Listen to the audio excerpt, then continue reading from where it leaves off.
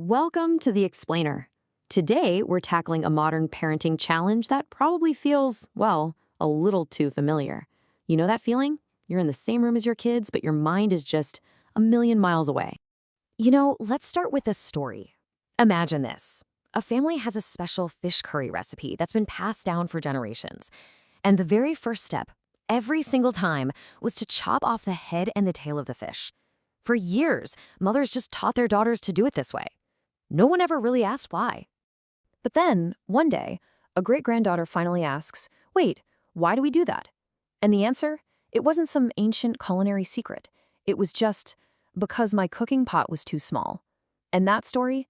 It's the perfect way to think about how easily we can fall into these habits, especially with parenting, just because, that's how it's always been done. But beyond those old habits we inherit, there's a totally new kind of challenge. It's something that's all about our modern digital lives. It's this habit of being physically there with our kids, but not really being present at all. Think about it for a second. It's the huge difference between sitting on the couch next to your kid while you're scrolling through your phone versus actually putting the phone down and listening to the story they're trying to tell you about their day. See the difference?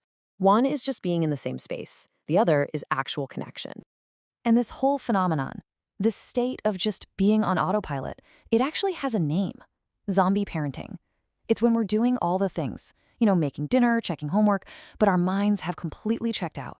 So what is it that pushes us into this, zombie-like state? And this is so important. It's not about being a bad parent, not at all.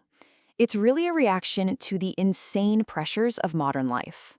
So first up, there's work pressure, right? That feeling that you have to be on all the time. It doesn't switch off when you walk in the front door. It follows you right home, buzzing in your pocket. And then, of course, there's financial stress.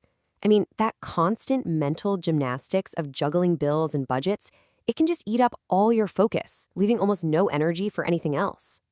And let's be real, the sheer exhaustion from trying to do it all, work, the house, the kids, just life, it can lead to total parental burnout. Some days, just getting through it feels like a major win. And finally, we have to talk about the big one, digital addiction. Our phones are such an easy escape from all that stress, right?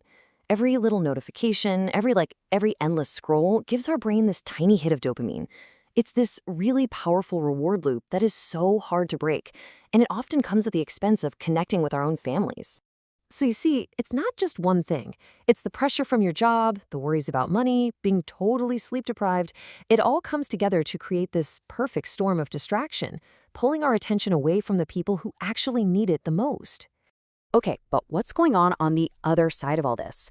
How does a parent who's on autopilot actually affect a child's world? Well, the consequences can be quiet, but they can also be incredibly deep. When a parent is consistently checked out, it can really weaken that core emotional bond.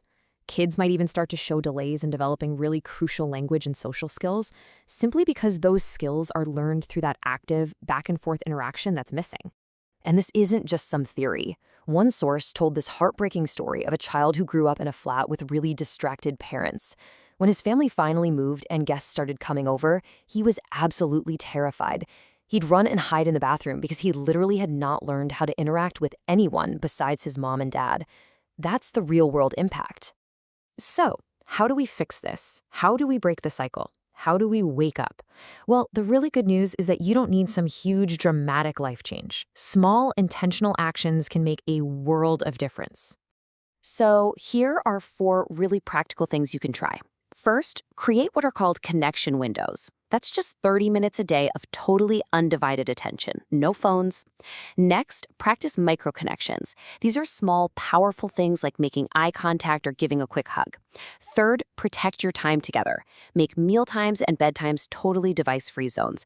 And finally, number 4, build a solid bedtime routine to end every day with a real connection. One of the most powerful micro-connections out there takes just 10 seconds. Seriously, 10 seconds. It can completely change the emotional feeling of a moment. Any guesses what it is? It's a hug. Not one of those quick pat-on-the-back things, but a real 10-second hug. One person shared a story about grieving her grandmother's death, and her manager gave her a hug. She said in that moment she felt the pain in her heart just burst out, and that's when she finally understood its true power. It's just an incredible reminder of how a simple physical act can say so much more about love and security than words ever could.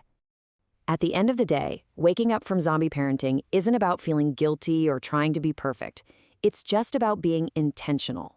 And it all boils down to one simple question we can ask ourselves every single day. When my child speaks to me, am I just hearing sounds, or am I truly, deeply listening?